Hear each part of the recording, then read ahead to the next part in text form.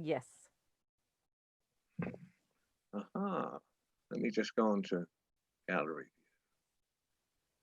Ladies and gentlemen, and assembled company, wherever you are in this world, it is with enormous pleasure and partly because she's a great writer and partly because she comes from somewhere that is a very personal interest of mine, but Canadian poet,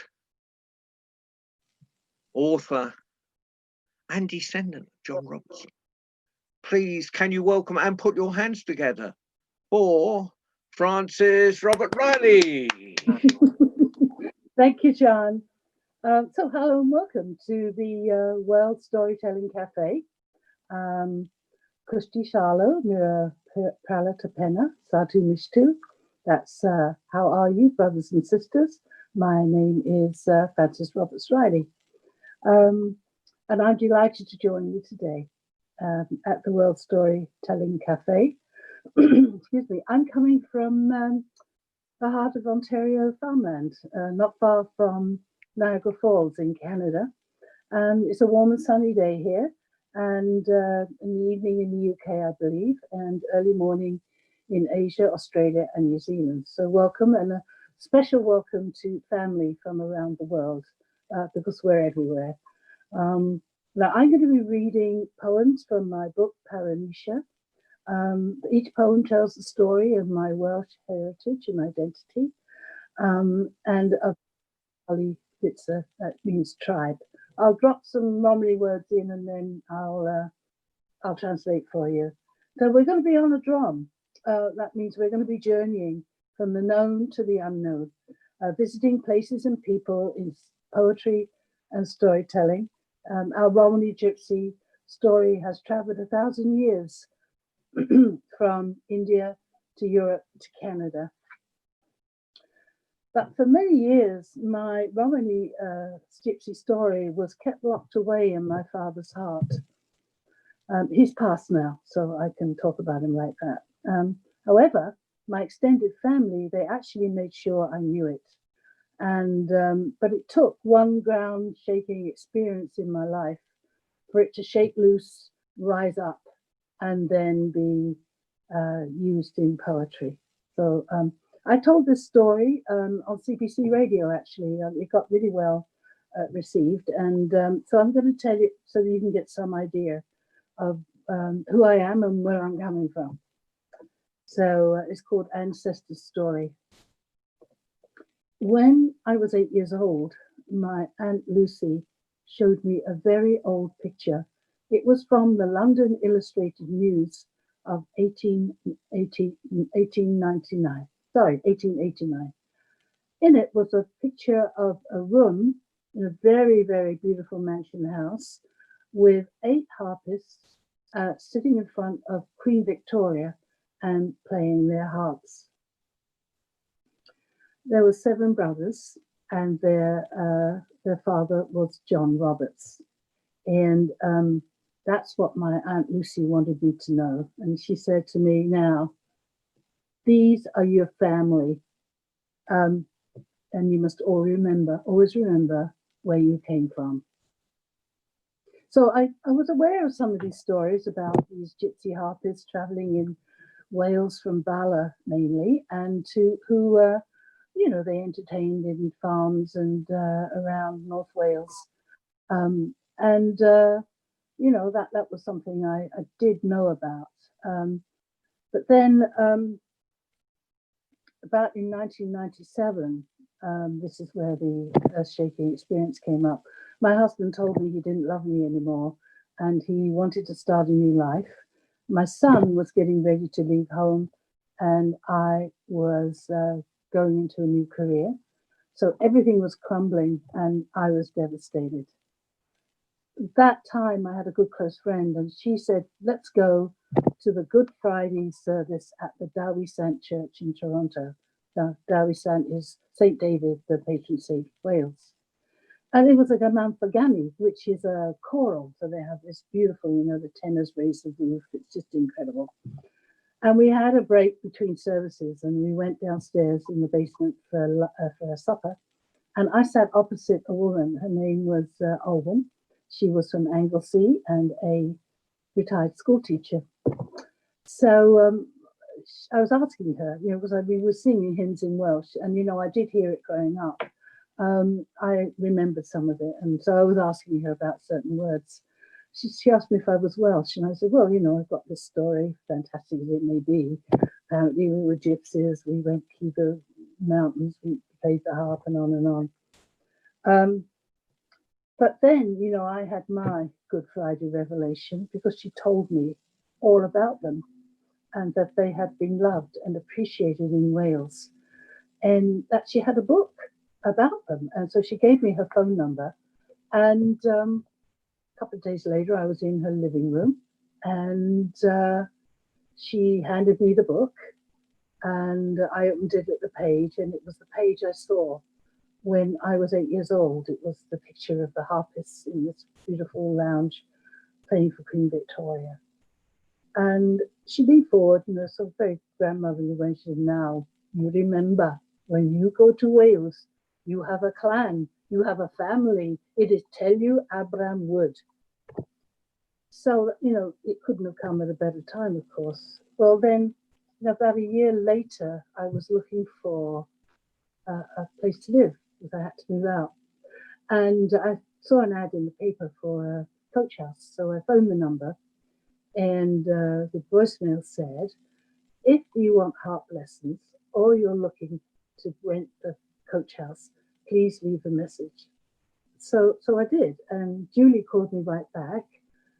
And we just had this amazing moment where she told me that 4 generations of her women in her family played the harp.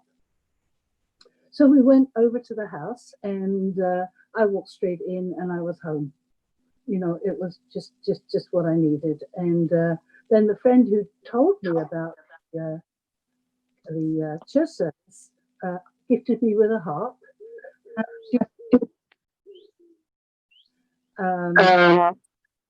Yeah, it was just unbelievable. So I went down to Goderich, which is a coastal town on Lake Erie here, and they have a Celtic Roots Festival every year, and I took my harp, and I was taking a masterclass in it. We were sitting around a lunch table, and I started chatting to the man next to me, and we discovered our shared love of Irish music and Welsh music. And, I know it sounds too good to be true, but we actually fell in love. And we got married, and now we've been together for 20 years. Now, some poets say that time is reversible, that it's created in every moment of every day, of every hour. Others, like poets, say, well, when you hear harp music, you think of angels, but I can't agree. It's the business of musicians to take time. Okay, take that off. Looking at the time, we're still doing well. So who are the Welsh Carly Gypsies? Well, our ancestor is Abram Wood. He's my 7 times great-great-grandfather, who is said to have lived for 100 years. And it was Abram who brought the Gypsy fiddle music and storytelling to Wales. And that fiddle music got transposed into harp music. So all those nice jigs and hornpipes came from the fiddle music.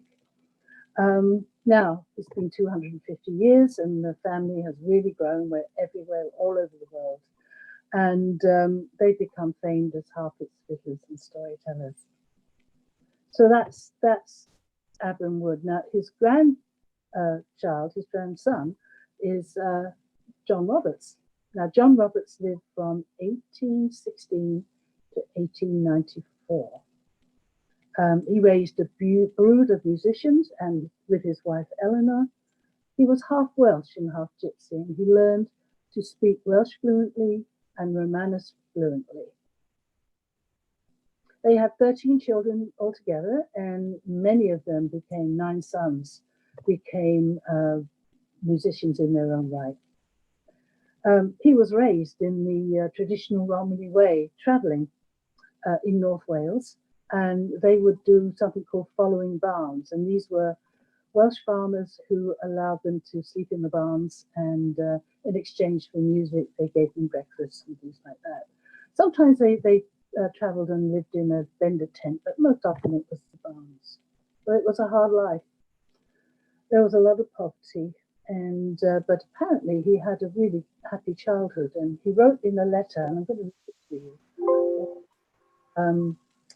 Francis Groom's his memories of his childhood.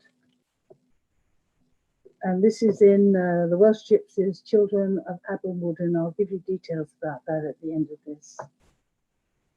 Oh dear, how it carries me back to my young days to find myself sitting by a good Romany fire, with those beautiful large tents and everything else that is suitable, just how it was when I was a lump of a boy. And I did used to like to go down to see the horses and the donkeys would be all right in the morning, and gather myself a good armful of sticks before breakfast, and to hear the birds and everything, and the smoke from the fire curling up in the sky, and one of the girls singing a song while getting water, and the young men getting out their fishing tackle ready, and the beautiful stream below bounding with some nice trout. And at night time we would have a good fire, singing and dancing from the gorgios. And after they would go away, we would burn down the stumps until it would come up to a red fire. And the smokers would pull out their pipes and tobacco and begin to tell the best stories. And then, when the old people would get tired and go to bed, we would stop a little after them and begin to look at the moon and the stars. How beautiful they shone. And we would ask one another, who made the stars? And one said, well, the same that made the moon, like you. Silly. Well, who made the sun then? They all gave up. One said it made itself, and one said, how can that be? And then that one would say it was too hot for anyone to go near it to make it. We would keep on this way all night if we were left alone. And where are we now? Where are they gone now? Seems to a churchyard road, and some of them beyond the sea. And I, poor old Romany man, am left alone, stoved up in four walls. But for many Romany, giving up the travelling life was a really high price to pay. And I think he did it voluntarily, but we've got stories where there are many stories of those who didn't do it voluntarily and were forced in. So he finished up. He was in the army. That's where we left him. He was there 9 years, and decided he'd had enough. And he'd met Telynor, a cousin, Telynor Wood, and he wanted to marry her, and he did.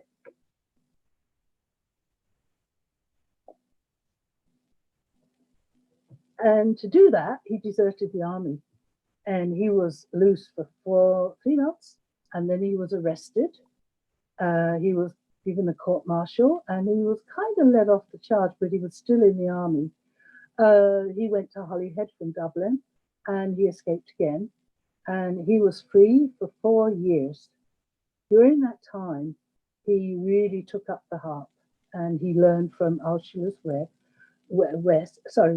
who was Eleanor's father, and from Richard Roberts in Carnarvon. So he did that, and while he was doing that, he used to busk and do gigs at the gentry's houses, and he saved up enough money to buy his purchase out of the army, which is what he did.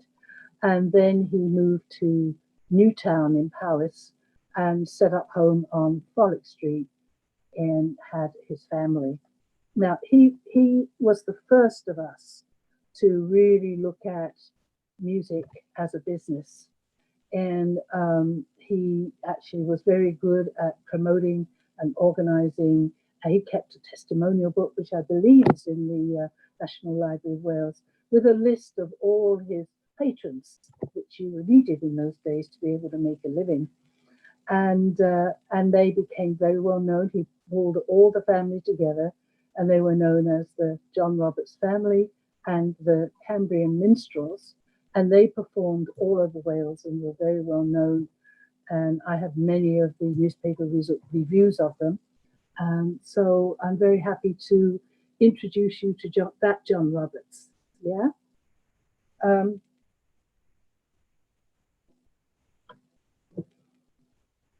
So I wanted to stay with the ancestors and do what we call a Mari Putav, which is an honoring of them.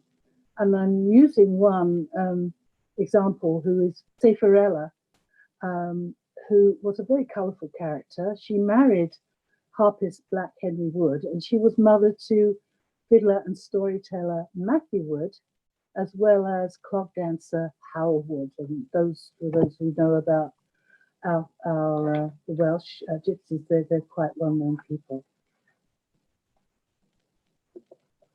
So I'm going to read you the poem. It's called Sefarella. She recited cantos in the old ways with the ancestral voice of devotion. This sustained her on long pilgrimages in lonely churchyards by the sea. The old fortune teller read the lady by her fair hand. Yo pensa, now you listen. Do you believe in that? With a wink, thoughts come pouring out of a sprightly gypsy jig, played on a harp, while the Vado, the wagon, trundled the wild mountains where the bones of our ancestors rest, yet all they saw was a dusky vagabond. One voice rushed and sputtered, was not Jesus a wanderer as we? So we too sleep in barns, like the one he was born, and was he not the scapegoat as are we? Why do pagan gypsies blaspheme? What language is this? Shusi, listen. She has insight into the hidden. Gypsies see all things. Inversions open blind Yok's eyes. Like a gift from the underground identity whose Romany origins remain a mystery still. Even on a moonless night, where stars are obscured, the sorceress charms the hidden light, capturing in a bottle, soon to be tossed into the watery waters, binding ghosts of divination. Having shown her powers, her aging figure stands proudly tall. She puffed her yellow, almost blackened clay pipe. Mary Wood, a witch, source of wrath, wonder, and the sublime, reclined and stretched out before the Yog, the campfire, regaling the tribe with old stories. We sit startled as the trapped earth raises the dead with her words.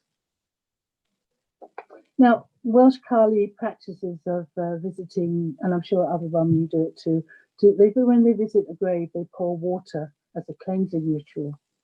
And so I thought about that, and so I wrote a poem called Beside the Grave of Abram Wood, and I took some poetic license, and instead of pouring water, I have a harp that cries tears over his grave. His grave is located near Aberystwyth, and you can quite easily find it on Google. So here we go. Beside the grave of Abram Wood, Cymru's harp plays the tune, and here in the quiet valley, I hear a song on the sound of the breeze, and 7 centuries come together, and memories are dripping from the leaves. Harp of the wind once more awake, cheers the mind when peace departs. The poet's pen recounts what moves the tongues of seers. Songs we've learned beneath the bushes in our meeting and our parting, be like harpist's hands in music's embrace. A stone and a book shall tell the tale. As Abram's spirit touched her hand, her harp was wet with tears. The pagan wonders to our gypsy tribe, harp of the mountain, do not be silent now.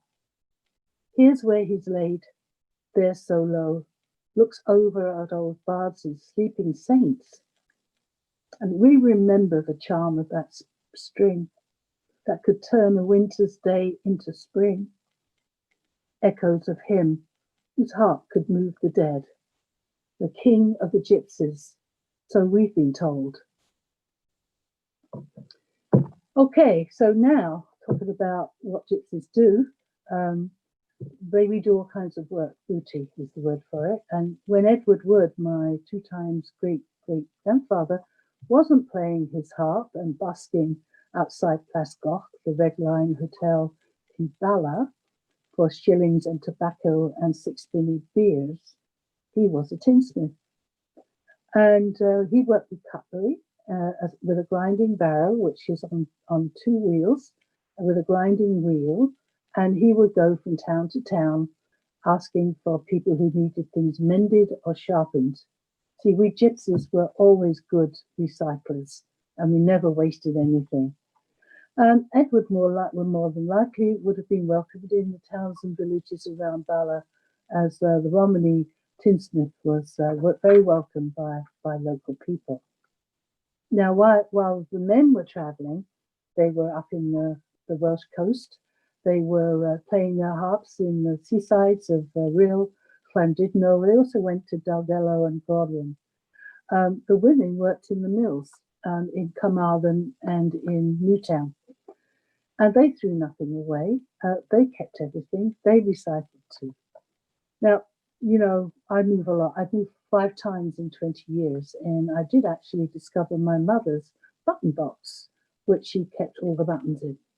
And I thought, this is a poem to write. So I wrote this poem. It's in my book, and it's called Cocho Box, which means button box. Making do is what we do, repairing, mending, Romufan style. It's a world without coral, cup, diamonds, or pearls. Prudent measures are our covers, our ways in frugal times. Prudent measures are our covers, our ways in frugal times. Nothing wasted, nothing thrown away. We Roma recycle, tinsmiths mend pans. Jury passion of them, sharpen knives. Our buttons are destined for new uses, sewn with a squint of a needle. Mend hold things together. Deep inside my mum's cocho box, this button's keeping its yolks, its eyes open. Our buttons tell stories. A coat once bought on tick, my Sunday best frocks and skirts, eyes matched for dolls, glittering plastic pearl ones, precious silk wedding dress ones. Lost buttons linked between back and now. Nay, Bista, never forget, mending the hurts and wounds of our Puri folky, our old ones, fastening painful opposites seamlessly. Those bitter squabbles over money, we buttoned down, made amends. Memories are like sewn silk, keep us strong. Tough times in our lives are needed binding with linen thread. Never mind my Romilly chai, my little girl, mum singing on the buttons of my skirt. My belly button sewn to her womb, wisely and forever. Time has threaded our buttons, earth to sky, and now that you've left us, my Puri die, and playing with buttons, after years of rattling this button box, a little calm is so ordinary. In any case, it's shukka. It's lovely and so simple. So, but the main job of business booty of Roma women was duckering, fortune telling. And actually, we have a letter from John Roberts that he wrote about his mother, Sarah Wood, doing some duckeraben in Anglesey. So I'm just going to read that for you. I think it's really quite illuminating. Here we are.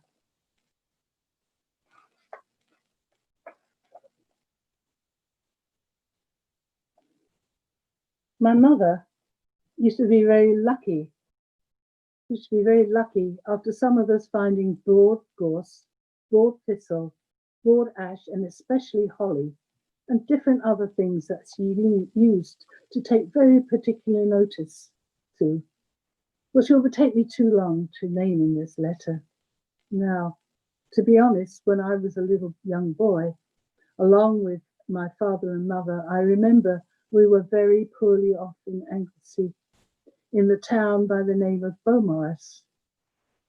We had no horse, no donkey, but just a great wallet on my back. And away we started from the town quite early in the morning. And there was nothing at all for us to take. We had no breakfast, no refreshment. And before we went on the road. But never fear, we were not long before I cut a fine broad holly, which a most beautiful plume, and I gave it to my mother. And as soon as she saw it, she did break it in three and did say some words to herself when she broke it up. It was very curious. She used to look at the sky and make funny eyes, and they were turning more black. But, however, we were not long after finding it the very next house that my mother went to call. She made a great Druckeraben fortune telling and drew 4 to 500 pound notes from the lady. So you can see that it was really the one of the main businesses that we had. Now, Gwen, with my grandmother, used to read cards and tea leaves. And she taught me how to read tea leaves, and I learned to do tarot reading on my own. And but she taught me more about duckering than, handsome men and lucky numbers. She taught me that it was more about spiritual counselling. Yeah. So, and I once did, I've had many much booty different jobs in my life. I once did a 3-month stint on the night shift of a psychic telephone line. And I heard so many stories, people phoning at 3 in the morning. And so I decided to write a poem about it that honors my grandmother's approach to fortune telling. So it's called Duckering. Night shifts, Madam Psychic telephone lines light up. Of callers, scattered hidden dreams and desires, hunger within a miasma, a terrain filled with stories. So many narratives about loss of soul in a ruptured world. Unspoken anguish, sharp-edged longings. What really causes us to lose our way? A man calls about his lover. The hanged man is dealt. Then 3 of swords. They circle, not finding center, depict peril. A catalogue of betrayal and treachery. I tricked him, slept with his best friend, read his email, went to the bar he hangs out and checked out the waiters. Is he faithful? Tell me, please. Who's the one with AIDS, you or your partner? Now, his body, his flesh, is in suspended animation, hanging between heaven and hell, like some ruthless timing that has hidden its own secret. Against all hazards, he finds himself leaning in for the right thing. His soul's dark night. Can romantic love protect him? And then a dead tongue speaks. Duckering, are you my Romany child, my girl? She crossed over to the other side. To the ancient tongue, Gypsy ancestor, she replies, but the world says we're all frauds and tricksters. Only Gadgy, one could speak so, for their eyes are closed to many things which are present to our eyes. The dear Callie, patron saint of gypsies, gives us calling, Romney in Callie's line, the gift of seeing all things. Gravity upended and inverted away from the sun, here some doors are not morally discernible. They are somewhere else invisible until a kind of slippage happens. The story we tell ourselves doesn't hold together, the threads unravel, and the plot and players scattered. All prudence of our lives retract from this fissure. The phantasms emerge and haunt us until we make an impossible union. And that requires an awful, daring moment of surrender as we die into life. Okay, so I mentioned Black Ellen knew 400 stories, and fortunately, some of our gypsy tales have been written down because John Roberts read them to Francis Hines Groom. He went on and assembled 76 tales, 19 of them are Welsh gypsy ones, and they're published in the book In Gypsy Tense by Groom. And you can get that online because it's available. Esmeralda Locke, though, Groom's wife, she's famous for the painting that pre-Raphaelite Dante Gabriel Rossetti did of her with the tambourine as a dancer, helped him. And I really have to say that many other old Welsh Romany families were also storytellers. So I want to acknowledge that they were engaged in storytelling too. And these are the families I do know of, the Lovells, the Lees, Bogborough, Locks, and Stanleys. Now, I have a sort of a theory that I'm working on, and I'm wondering whether Abram was given such a good welcome in Wales as a storyteller because of the Welsh storytelling and myth tradition that we know about in the Mabinogion. So he found a home there, and I would like to see I like to think that there was something that went there, because the Welsh tales, like the ones in the Mabinogion, respect that there's another other world that coexists alongside everyday reality, and it's one of our secrets that we were to keep secret and never shared. And Judith Oakley, the anthropologist, is correct in identifying our secrets as personal and political autonomy, and I think my father would agree with that. So the telling of Paramecia, our stories, by Romany families held the Rom, rat, blood together and historical events, and it gave everyday warnings about survival. That said, and many stories are reminders of Brothers Grimm, and they do carry the usual patterns. You've got, let me read them out here. You got the number 3, Cricketer's trials, animals taught, maidens shapeshift, magical helpers appear, witches are wicked, wise women are wisdom keepers, older brothers compete, disguise, heroes appear, and so on. So it's important to note that these stories were meant to be heard. I know they're written down, but they were meant to be heard, like the reminiscence that John Robert had about his childhood, with people sitting around the fire telling stories. And there are 2 storytellers today that do a superb job telling these stories, Peter Stevenson and Daniel Morden. And if you get a chance to hear them perform, you're in for a good time. Our story, A Winter, is attributed to Matthew Wood from his grandmother, Black Ellen. And it's a typical trickster story. Like the trickery in the Mabinogion, our married couple find ways to outwit and triumph. So here's the story, Winter. An old man and an old woman were really poor. They lived in a cottage, and the old man saved up all his money and put it in a sock for winter. A beggar comes knocking to the door. The old woman says, "What is your name?" And he said, "Winter." And she gave him the sock with the money. The old man comes home. They leave the cottage.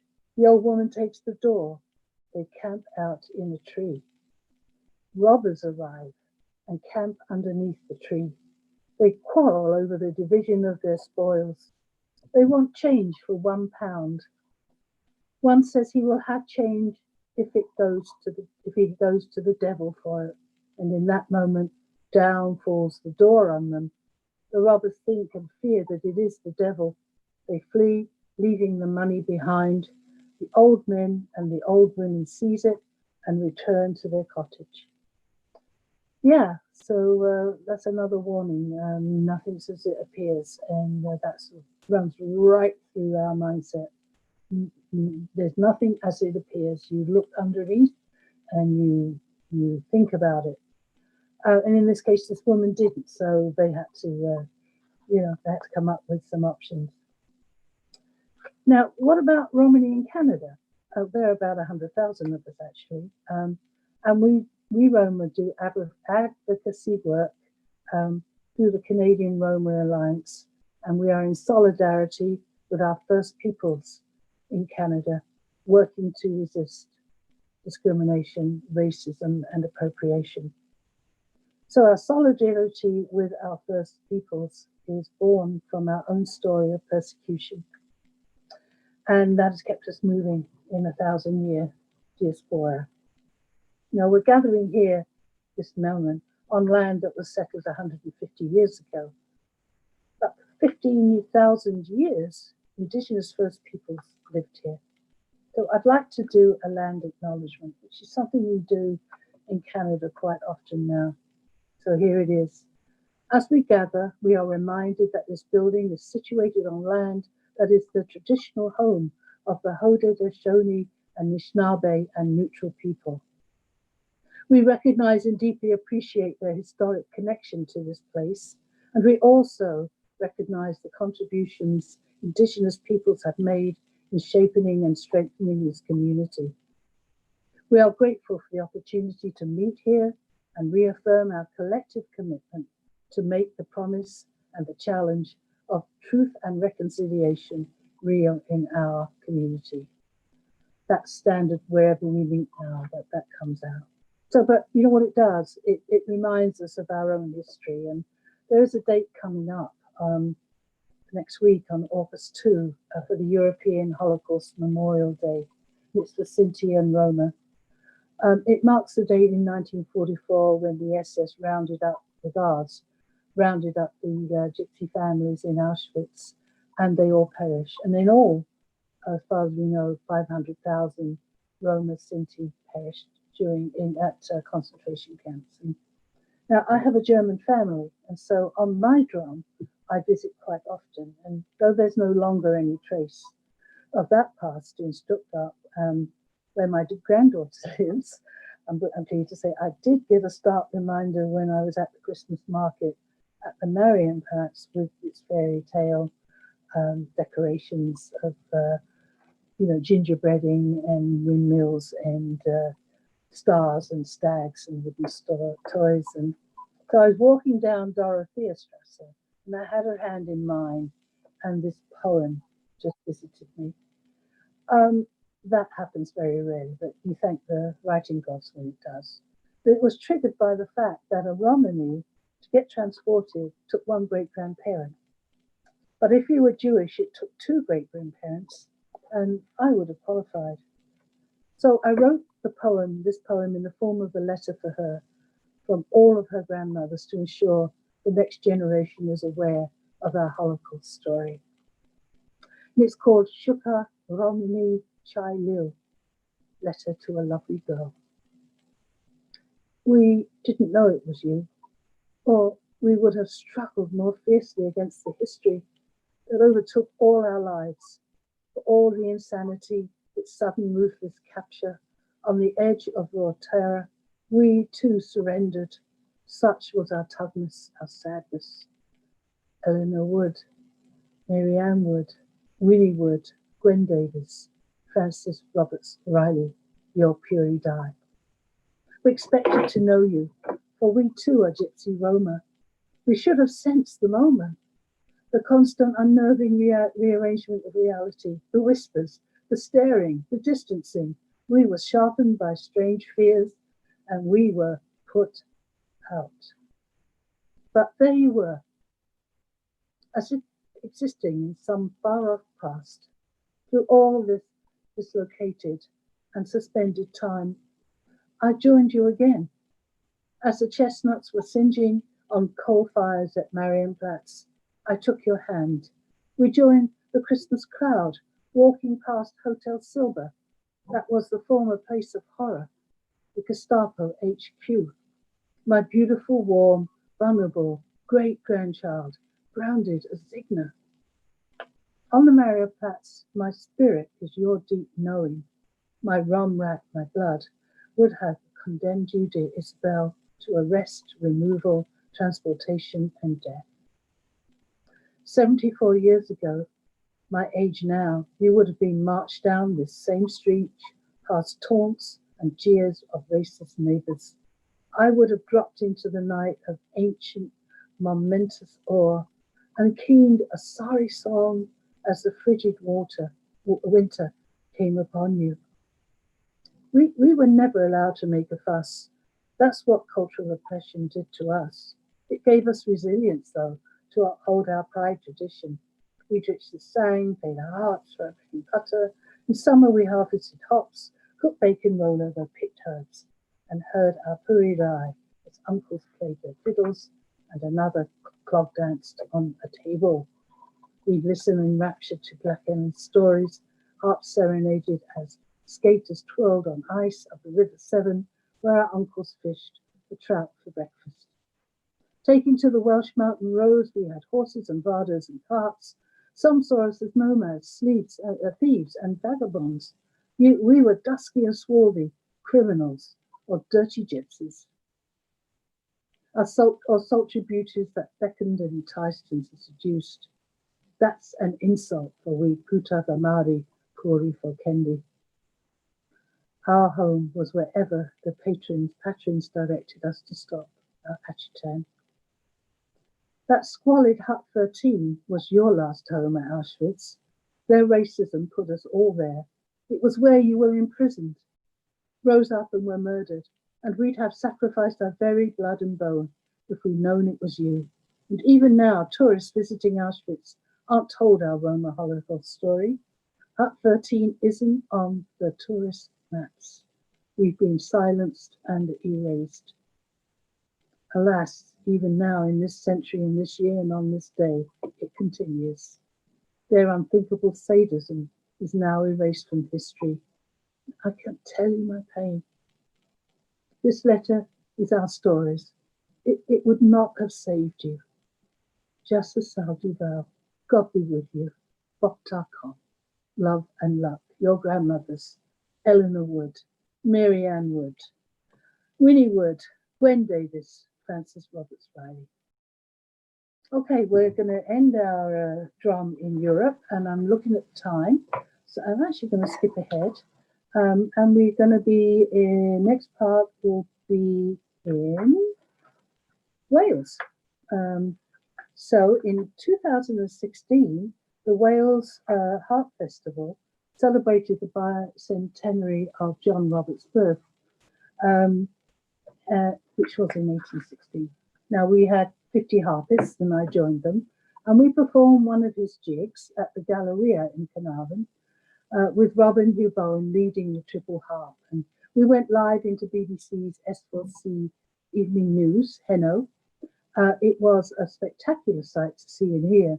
So many harpists playing his music, the legacy of John Roberts that lives on in Wales. So Carnarvon Castle is there, and it's huge. It dominates the whole skyline, and it's surrounded by medieval winding lanes. And when we returned to our room over the pub in the town square, we were cheek and jowl with that castle. And the harp music was still playing in my heart. So I sat down and wrote this poem. It's called Memorials. Memorials. The castle is at its theatre once more.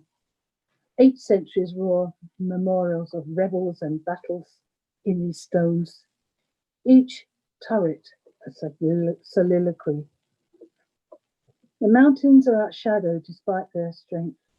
Those peaks hold their measure, the wisdom of ancients.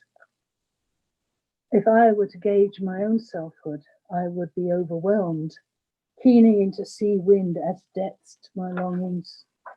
I am but a small tributary of these greater beings.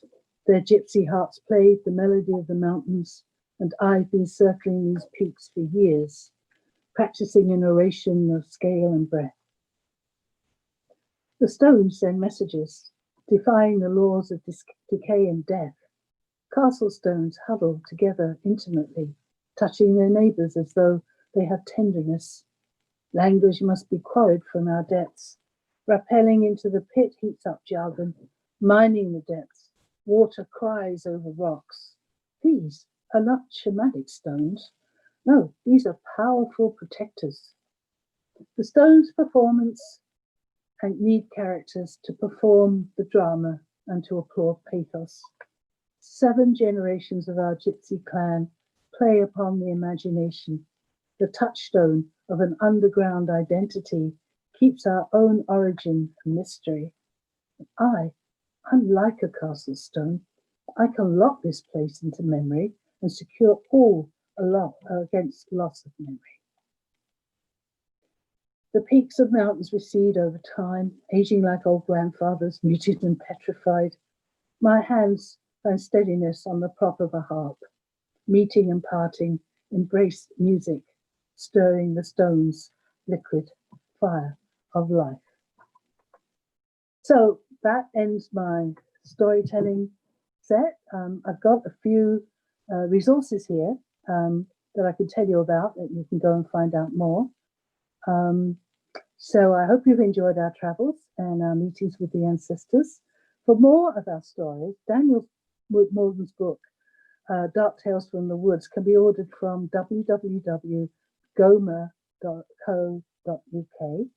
If you want to learn more about Welsh Romany Gypsies, our customs and folk tales, I recommend 2 books, both written by family members. Welsh Gypsies, The Children of Abram Wood by Jarman and Jarman. It's available in most booksellers. And for those who live in Wales, it's circulated in libraries.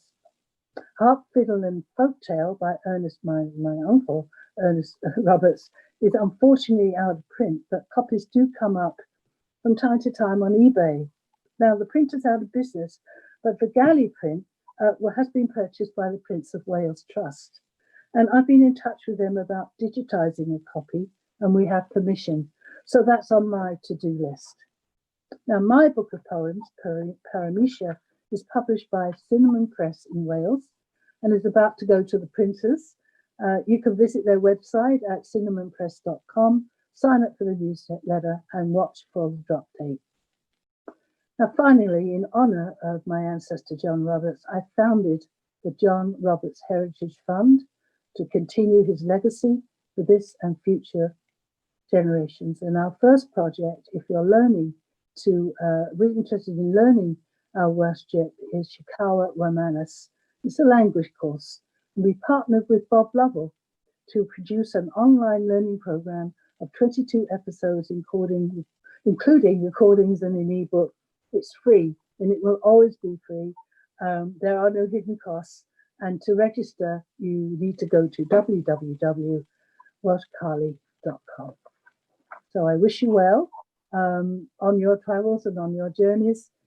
Thank you, Frances. Thank you. And it's been a fascinating 50 minutes. And I mean, and you will be in the archive. So I always think that's weird when people say you're archived. I remember the first time that someone said to me, "You're archived." I thought, "No, I'm still here." But you'll be in our archive, so people can watch you whenever they want, which is fantastic. Now, as you are a font of all knowledge, it's weird when somebody's coming up. You get memories of different things come up, and I was doing storytelling in Chelmsford, an open air one, and one of the groundsmen came up to me, and he had been a gardener to the Queen Mother, and he told me, and I have no idea beyond this skeleton, beyond this snippet, who this guy was, but apparently the Queen Mother hated television, and she loved listening to stories, and there was a gypsy storyteller occasionally passed by and was invited in and would tell her a story of the evening, in the evening. And he would be given a bed, and he'd have his breakfast. He'd be given his breakfast in the morning, and there would be a half a crown, a silver coin, next to his breakfast plate, and he would disappear. Now, I have no idea who this guy was. Well, it's a long tradition of that, because those farmers used to do the same for the family. They would give them money and give them breakfast.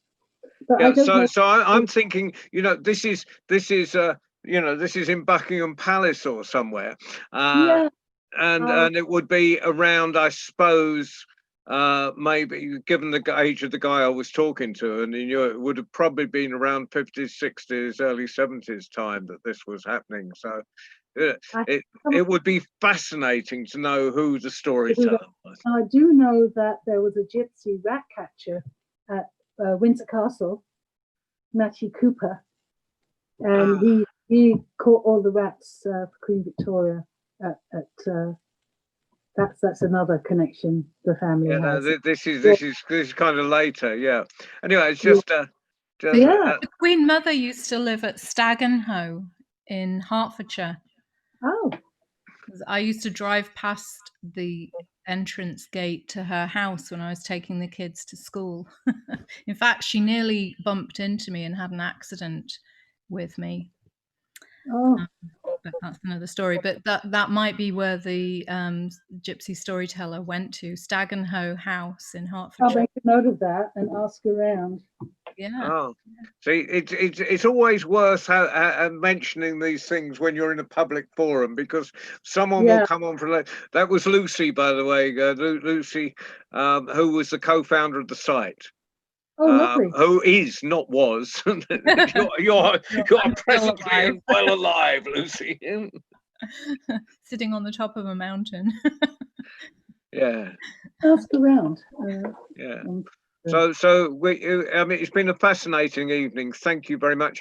We've got amazing stuff coming up. We've got, well, people that want to carry on the same subject. We've got Rain coming up, who was in the audience earlier, and Bianca, I haven't got my list here. When's Rain on? You haven't put it up on the site yet. Pardon? Let me check. It'll be on the email I sent you. I don't think it's on the site yet. We're getting there. We've got Saturday or Saturday. No, Sunday. We've got another Canadian. We've got Rob Cloney on telling stories on and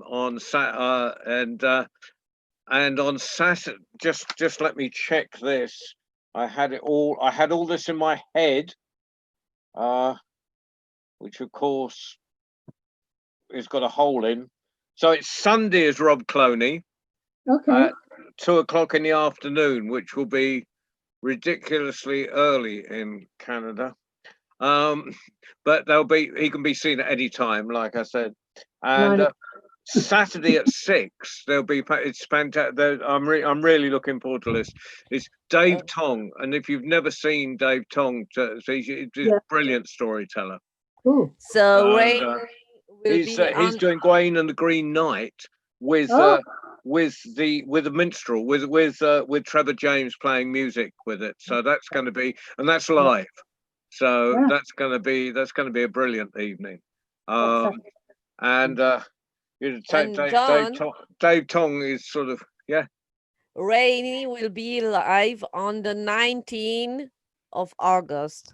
19th of August. What day? What sort of day of the week is that? Wednesday. Wednesday. I thought it was a Wednesday. So Rain is really worth of you, and no, it's been brilliant. Well, thank you very much. You're welcome. There's